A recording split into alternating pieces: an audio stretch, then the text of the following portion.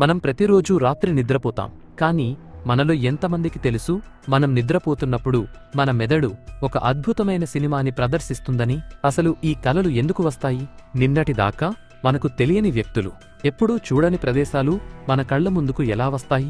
మనం గాలిలో ఎగురుతున్నట్లు లేదా ఎత్తు నుండి పడిపోతున్నట్లు అనిపించినప్పుడు మన శరీరం ఎందుకు ఉలిక్కిపడుతుంది?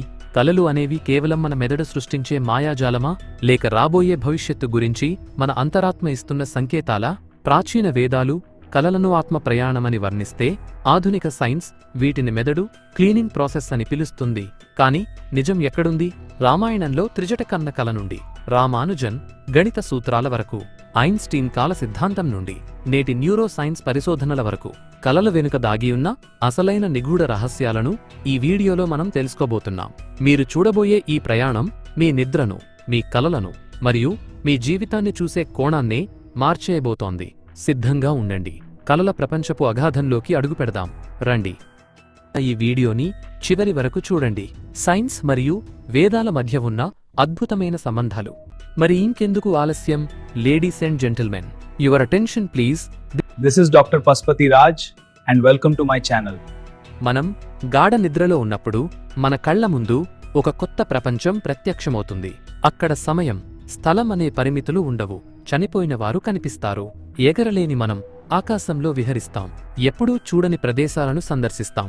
అసలు ఈ కలలు ఎందుకు వస్తాయి? మన అంతరాత్మ మనతో మాట్లాడుతోందా? భారతీయ వేదాలలో మరియు ఉపనిషత్తులలో కలల గురించి లోతైన విశ్లేషణ ఉంది. ముఖ్యంగా మాండూక్య ఉపనిషత్తు మానవ చైతన్యాన్ని 4 స్థితులుగా వర్గీకరించింది. జాగ్రత్, మేల్కొని ఉండటం; స్వప్న, కలలు కనడం; సుషుప్తి, గాఢ నిద్ర; మరియు తురియ, పరమాత్మ స్థితి. కలల గురించి ఒక ముఖ్యమైన బృహదారణ్యక ఉపనిషత్తులో శ్లోకం ఇలా వివరిస్తుంది: న తత్ర రథ న రథయోగా న పంథానో భవంతి అథ రథాన్ రథయోగాన్ పథా సృజతే.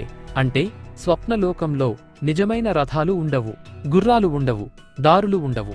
కానీ ఆత్మ తన స్వయం ప్రకాశం ద్వారా అక్కడ రథాలను, వాహనాలను, మార్గాలను సృష్టిస్తుంది.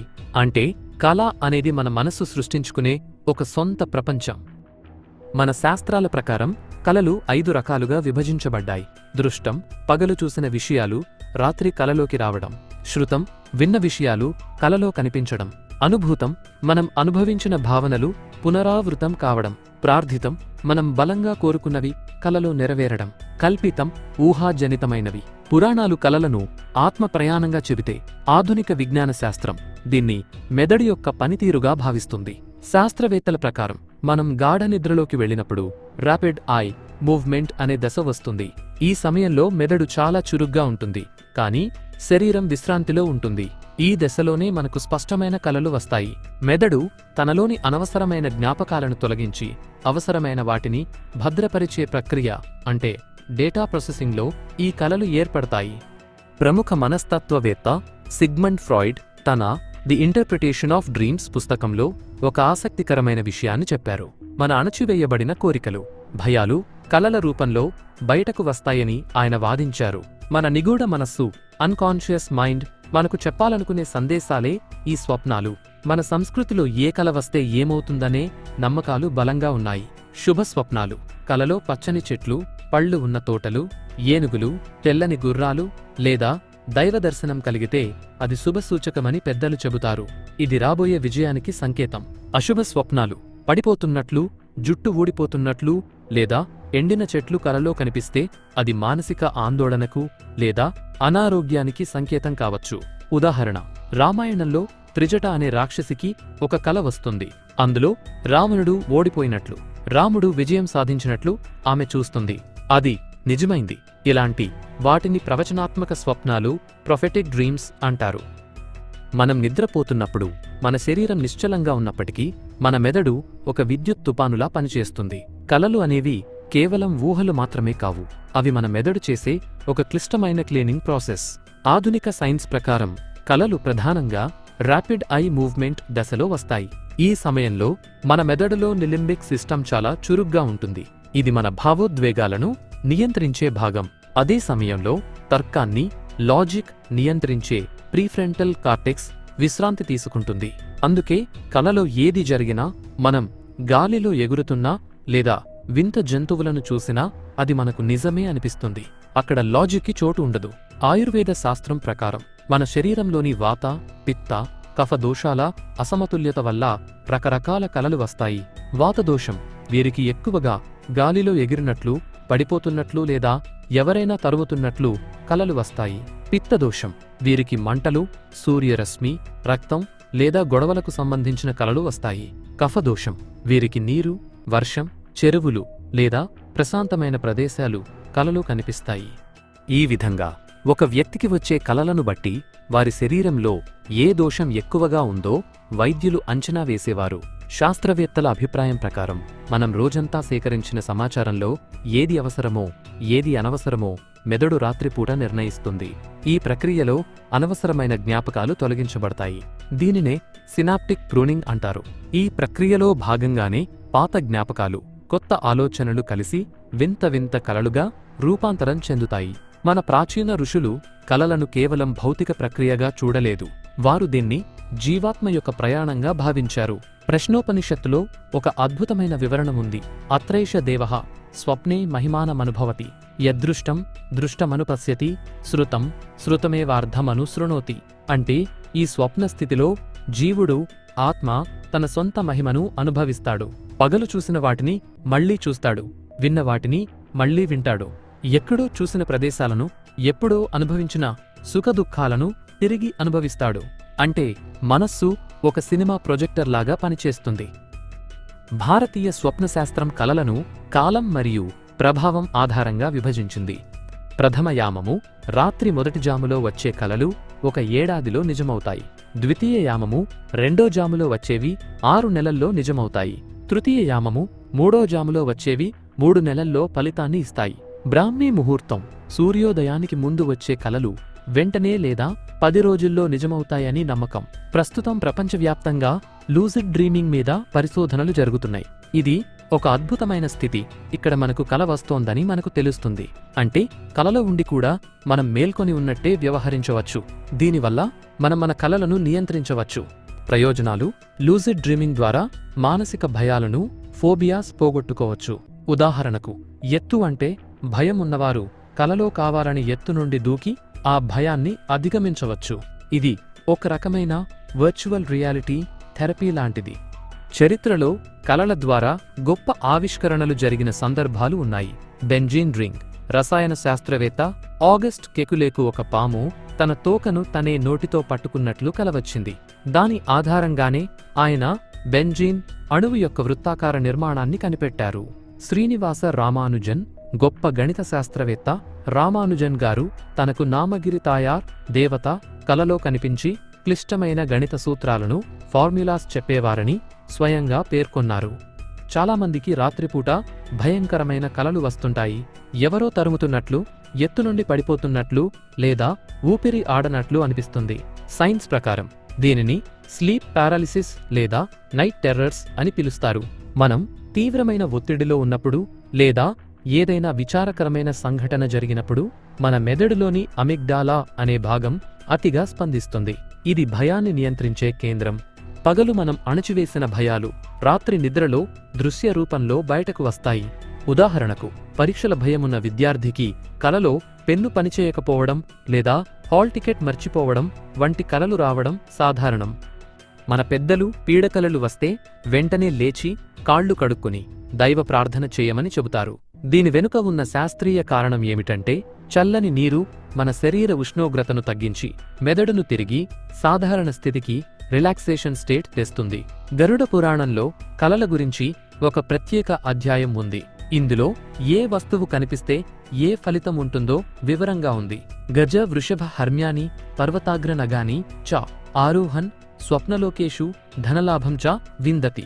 అంటే కలలో ఏనుగును ఎక్కడం, ఎద్దును చూడటం, పర్వత శిఖరాలను అధిరోహించడం లేదా ఎత్తైన భవనాలపైకి వెళ్లడం వంటివి జరిగితే ఆ వ్యక్తికి త్వరలోనే ధనలాభం లేదా పదోన్నతి కలుగుతుందని అర్థం. నీరు కలలో నిర్మలమైన నీరు కనిపిస్తే మనశ్శాంతికి గుర్తు. అదే మురికి నీరు కనిపిస్తే రాబోయే సమస్యలకు సంకేతం.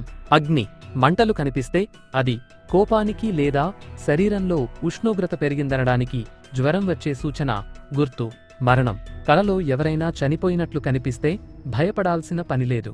ఇది ఒక పాత స్థితి ముగిసి కొత్త జీవితం లేదా మార్పు మొదలవుతుందని సూచిస్తుంది. ప్రపంచంలోని అనేక గొప్ప ఆవిష్కరణలు కలల ద్వారానే పుట్టాయి. దీనిని ఇన్క్యుబేషన్ అంటారు. కుట్టు machine, sewing machine. Elias Howe అనే వ్యక్తి కుట్టు మిషన్ సూదిని ఎలా తయారు చేయాలో అర్థం కాక ఇబ్బంది పడుతున్నప్పుడు కలలో కొంతమంది వేటగాళ్లు తనను చంపడానికి వస్తున్నట్లు చూశాడు.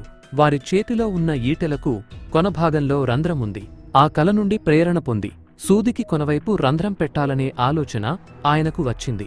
గూగుల్ లారీ పేజ్ గారికి ఒక రాత్రి ప్రపంచంలోని మొత్తం వెబ్ లింకులను డౌన్లోడ్ చేసి ఒక క్రమ పద్ధతిలో పెట్టవచ్చనే ఆలోచన కలలోనే వచ్చింది. చాలామందికి కలలు వస్తాయి, కానీ నిద్రలేవగానే మర్చిపోతారు. కలలను గుర్తుంచుకోవడం వల్ల మన అంతరాత్మ మనకు ఇచ్చే సూచనలను అర్థం చేసుకోవచ్చు. Dream journal. నిద్రలేవగానే మంచం మీద నుండి దిగకముందే మీకు గుర్తున్న విషయాలను ఒక పుస్తకంలో రాసుకోండి. నిద్రవేళ సంకల్పం. ఈ రోజు నాకు వచ్చే కలలు నాకు గుర్తుండాలి అని నిద్రపోయే ముందు మనసులో అనుకోవడం వల్ల మెదడు అలర్ట్గా ఉంటుంది. సరైన నిద్ర. కనీసం 7 నుండి 8 గంటల నిద్ర ఉంటేనే మెదడు ర్యాండమ్ ఐ మూవ్మెంట్ దశను పూర్తి చేయగలదు. ప్రపంచ చరిత్రలో కొన్ని కలలు భవిష్యత్తును ఖచ్చితంగా ఊహించాయి. అబ్రహం లింకన్ తను హత్యకు గురవడానికి కొన్ని రోజుల ముందే వైట్ హౌస్లో ఒక శవం చుట్టూ జనం ఏడుస్తున్నట్లు, అది తనదేనని ఆయన కలలు చూశారు. టైటానిక్ షిప్ మునిగిపోకముందే చాలామంది ప్రయాణికులు తమకు ప్రమాదం జరుగుతున్నట్లు కలలు వచ్చి ప్రయాణాన్ని రద్దు చేసుకున్నారు. భారతీయ జ్యోతిష్య శాస్త్రం ప్రకారం మన జాతకంలోని గ్రహగతులు కూడా మనకు వచ్చే కలలను ప్రభావితం చేస్తాయి. ముఖ్యంగా మనస్సును నియంత్రించే చంద్రుడు కలలకు ప్రధాన కారకుడు. చంద్రుడు బలహీనంగా ఉన్నప్పుడు లేదా పాపగ్రహాల ప్రభావం ఉన్నప్పుడు భయంకరమైన, నీటికి సంబంధించిన లేదా మానసిక ఆందోళన కలిగించే కలలు వస్తాయి. రాహువు ప్రభావం వల్ల వింత ఆకారాలు, పాములు లేదా మాయాజాలం వంటి కలలు వస్తాయి. ఇది భ్రమలకు సంకేతం. గురుగ్రహ అనుగ్రహం ఉంటే దేవాలయాలు, మహర్షులు, పవిత్ర గ్రంథాలు మరియు జ్ఞానోదయానికి సంబంధించిన కలలు వస్తాయి. శని ప్రభావం వల్ల ఒంటరితనం, పాత భవనాలు లేదా చీకటి ప్రదేశాలు కలలో కనిపిస్తాయి. మనం నిద్రపోయే సమయంలో ఏ నక్షత్రం నడుస్తోంది అనే దానిపై కూడా కలల ప్రభావం మారుతుంది. శుభ నక్షత్రాల సమయంలో వచ్చే కలలు సానుకూల ఫలితాలను ఇస్తాయని జ్యోతిష్య పండితులు చెబుతుంటారు. మన పురాణాలలో కలలను విశ్లేషించడానికి ప్రత్యేకమైన నియమాలు ఉన్నాయి. అగ్ని పురాణంలో కలల గురించి ఇలా చెప్పబడింది: అశుభేషు చ స్వప్నేషు దానం జప్యం చ కారయేత్ గజేంద్ర మోక్షణం పఠేత్ సర్వ పాప ప్రణాశనం. అంటే అశుభ స్వప్నాలు వచ్చినప్పుడు భయపడకూడదు. దానం చేయడం, మంత్రాన్ని జపించడం లేదా గజేంద్ర మోక్షం పారాయణం చేయడం వల్ల ఆ కలల వల్ల కలిగే దుష్ప్రభావాలు తొలగిపోతాయి.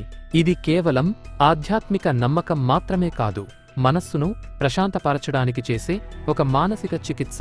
నేటి కాలంలో డ్రీమ్ థెరపీ అనేది ఒక ముఖ్యమైన విభాగంగా మారింది. మన లోపల ఉన్న డిప్రెషన్ లేదా యాంగ్జైటీని గుర్తించడానికి వైద్యులు రోగులకు వచ్చే కలలను విశ్లేషిస్తున్నారు. కొంతమందికి ఒకే కల పదే వస్తుంటుంది. ఉదాహరణకు, ఎవరో వెంటాడుతున్నట్లు లేదా పరీక్షలో ఫెయిల్ అయినట్లు. దీని అర్థం మన జీవితంలో మనం ఒక సమస్యను పరిష్కరించకుండా దాటవేస్తున్నామని. ఆ సమస్యను మనం నిజ జీవితంలో పరిష్కరించినప్పుడు ఆ కలలు ఆగిపోతాయి. మనం నిద్రలేచినట్లు, బ్రష్ చేసుకున్నట్లు, ఆఫీసుకి వెళ్లడానికి సిద్ధమైనట్లు కలలోనే అనుకుంటాం. కానీ అదంతా కలే అని తర్వాత తెలుస్తుంది. ఇది మెదడు అతిగా అలసిపోయినప్పుడు జరిగే ప్రక్రియ. కలలు మనల్ని మనం మెరుగుపరుచుకోవడానికి ఒక అద్భుతమైన సాధనం. భయాన్ని జయించడం. కలలో మీరు దేనికైనా భయపడుతుంటే ఆ భయాన్ని ఎదుర్కోవడం ప్రాక్టీస్ చేయవచ్చు. ముఖ్యంగా లూజిడ్ డ్రీమింగ్ ద్వారా. సమస్య పరిష్కారం. పగలు దొరకని పరిష్కారాలు రాత్రి నిశ్శబ్దంగా ఉన్నప్పుడు మెదడులోని సబ్ కాన్షియస్ మైండ్ ద్వారా దొరుకుతాయి. అందుకే స్లీప్ ఆన్ ఇట్ అనే సామెత పుట్టింది. అంటే ఏదైనా నిర్ణయం తీసుకునే ముందు ఒక్క రాత్రి నిద్రపోతే మెదడు దానికి సరైన మార్గం చూపిస్తుందని అర్థం. కలలలో మనం గమనించే అతి పెద్ద వింత సమయం. నిజ జీవితంలో కేవలం 5 నిమిషాల నిద్రలో మనకు కొన్ని సంవత్సరాల కథ కలలో జరిగిపోయినట్లు అనిపిస్తుంది. దీనిని ఆధునిక ఫిజిక్స్ మరియు న్యూరోసైన్స్ ఎలా వివరిస్తాయి? నిజ జీవితంలో మన మెదడు సెకనుకు కొంత సమాచారాన్ని మాత్రమే విశ్లేషించగలదు. కానీ నిద్రలో బాహ్య ప్రపంచం నుండి ఎలాంటి డిస్టర్బెన్స్ లేకపోవడం వల్ల మెదడులోని న్యూరాన్లు అత్యంత వేగంగా స్పందిస్తాయి. అందుకే తక్కువ సమయంలోనే ఎక్కువ దృశ్యాలను మనం చూడగలుగుతాము. భగవద్గీత మరియు యోగ వాసిష్టం వంటి గ్రంథాలు కాలం అనేది మనస్సు యొక్క స్థితిపై ఆధారపడి ఉంటుందని చెబుతాయి. కలలో మన మనస్సు బాహ్యకాలం క్లాక్ టైంతో సంబంధం తెంచుకుంటుంది. అందుకే కలలో కొన్ని నిమిషాలు ఒక యుగంలా అనిపించవచ్చు. మన శరీరంలో ఏదైనా అనారోగ్యం రాబోతుంటే మెదడు దానిని కలల రూపంలో సంకేతమిస్తుంది. దీనిని ప్రోడ్రోమల్ డ్రీమ్స్ అంటారు. శ్వాస సంబంధిత సమస్యలు, ఊపిరి ఆడనట్లు, నీటిలో మునిగిపోతున్నట్లు లేదా గొంతు నొక్కుతున్నట్లు కలలు వస్తే అది ఆస్తమా లేదా గురక సమస్యకు ముందస్తు హెచ్చరిక కావచ్చు. జ్వరం, శరీరం వేడెక్కినప్పుడు, అగ్నిపర్వతాలు, ఎడారులు లేదా వేడి వస్తువులకు సంబంధించిన కలలు వస్తాయి. మానసిక ఆందోళన, ఎత్తైన భవనాల నుండి పడిపోవడం అనేది మన జీవితంపై మనకు నియంత్రణ తప్పుతోందని సూచిస్తుంది. భారతీయ యోగ శాస్త్రంలో స్వప్నయోగం అనే ఒక అద్భుతమైన ప్రక్రియ ఉంది. దీని ద్వారా మనం మన కలలను మనకు అనుకూలంగా మార్చుకోవచ్చు. మేల్కొని ఉండటానికి మరియు నిద్రపోవడానికి మధ్య ఉండే స్థితిని యోగ నిద్ర అంటారు. ఈ స్థితిలో మనమిచ్చే సంకల్పం ఒక బలమైన కోరిక నేరుగా మన సబ్ కాన్షియస్ మైండ్లోకి వెళ్తుంది. ఇది మన జీవిత గమ్యాన్ని మార్చగలదు. నిద్రపోయే ముందు ప్రశాంతంగా కూర్చుని మీకు ఏ విషయం మీద స్పష్టత కావాలో దాని గురించి ఆలోచించండి. ఈ రాత్రి నా సమస్యకు పరిష్కారం కలలో దొరకాలి అనే బలమైన ఆలోచనతో నిద్రపోతే మెదడు రాత్రంతా ఆ సమస్యపై పనిచేసి ఉదయాన్నే ఒక ఐడియాతో మిమ్మల్ని నిద్రలేపుతుంది. ప్రపంచవ్యాప్తంగా వివిధ సంస్కృతులలో కలలను ఎలా చూస్తారనేది ఆసక్తికరం. నేటివ్ అమెరికన్స్ వీరు డ్రీమ్ క్యాచర్స్ ఉపయోగిస్తారు. ఇవి చెడు కలలను వడపోసి మంచి కలలను మాత్రమే నిద్రించే వ్యక్తికి చేరవేస్తాయని వారి నమ్మకం. టిబెటన్ సన్యాసులు వీరు డ్రీమ్ యోగాను మోక్షం పొందడానికి ఒక మార్గంగా భావిస్తారు. కల కూడా ఒక భ్రమ అని తెలుసుకున్నవాడు ఈ ప్రపంచం కూడా ఒక భ్రమ అని గ్రహిస్తాడని వారి నమ్మకం. ముగింపుగా నా విశ్లేషణలో నేను చెప్పేది ఒకటే. మనం ఇప్పటివరకు చర్చించిన ఈ సుదీర్ఘ ప్రయాణాన్ని గమనిస్తే ఒక విషయం స్పష్టమవుతుంది. కలలు అనేవి కేవలం నిద్రలో వచ్చే చిత్రాలు కావు. అవి మన ఉనికిని చాటే అక్షరాలు. సైన్స్ వీటిని మెదడులోని న్యూరాన్ల కలయికగా, జ్ఞాపకాలను శుద్ధి చేసే ప్రక్రియగా చూస్తే, ఆధ్యాత్మికత వీటిని ఆత్మ యొక్క ప్రయాణంగా, మన అంతర్వాణి ఇచ్చే దివ్య సందేశాలుగా పరిగణిస్తుంది. నిజానికి ఈ రెండు కోణాలు ఒకే నాణేనికి ఉన్న రెండు పార్శ్వాల వంటివి. మన అంతరంగం ఎంత విశాలమైనదో మన కలలు అంత లోతైనవి. ఒక సామాన్యుడిని శాస్త్రవేత్తగా, ఒక కళాకారుడిని మహనీయుడిగా మార్చే అద్భుత శక్తి స్వప్నాలకు ఉంది. ప్రపంచ గమనాన్ని మార్చిన గొప్ప గొప్ప ఆవిష్కరణలు కలల పునాదులపైనే నిర్మించబడ్డాయి. అదే సమయంలో మన శారీరక మరియు మానసిక ఆరోగ్యం గురించి మనల్ని ముందే హెచ్చరించే గొప్ప మార్గదర్శకులు కూడా ఈ కలలే. కలలు కనడం అంటే కేవలం నిద్రలో దృశ్యాలు చూడటం కాదు, మనలోని అనంతమైన శక్తిని, దాగి ఉన్న సృజనాత్మకతను వెలికితీయడమే నిజమైన స్వప్నం. మన ప్రాచీన ఋషులు చెప్పినట్లు ఈ ప్రపంచమే ఒక మహాస్వప్నం, జగన్మిథ్య. ఆ సత్యాన్ని గ్రహించి మన జీవితాన్ని ఒక అందమైన కలలా మార్చుకోవడమే మనం చేయవలసిన పని. ఇకపై మీకు వచ్చే ప్రతి కల వెనుక ఒక అర్థం ఉంటుందని గుర్తుంచుకోండి. దాన్ని భయంతో కాకుండా కుతూహలంతో చూడండి. మేల్కొని ఉన్నప్పుడు బాహ్య ప్రపంచాన్ని చూసే కళ్ళు నిద్రలో మన లోపలి ప్రపంచాన్ని మనకు పరిచయం చేస్తాయి. అందుకే అబ్దుల్ కలాం గారు అన్నట్లు, నిద్రలో వచ్చేవి కలలు కావు, నిన్ను నిద్రపోనివ్వకుండా చేసేవే నిజమైన కలలు. మనం ఏది బలంగా కలగంటామో అదే అవుతాము. ఈ అనంతమైన సృష్టిలో మన నిద్ర ఒక విశ్రాంతి మాత్రమే కాదు, అది మరొక ప్రపంచంలోకి మన ఆత్మ చేసే జ్ఞాన ప్రయాణం. ఉత్తిష్టత, జాగ్రత్త, ప్రాప్య వరాన్ని బోధత అంటే మేల్కొనండి, చైతన్యవంతులు కండి, గమ్యాన్ని చేరుకునే వరకు విశ్రమించకండి. ఈ వీడియో మీ కలల పట్ల మీకు ఒక కొత్త అవగాహనను ఇచ్చిందని ఆశిస్తున్నాను.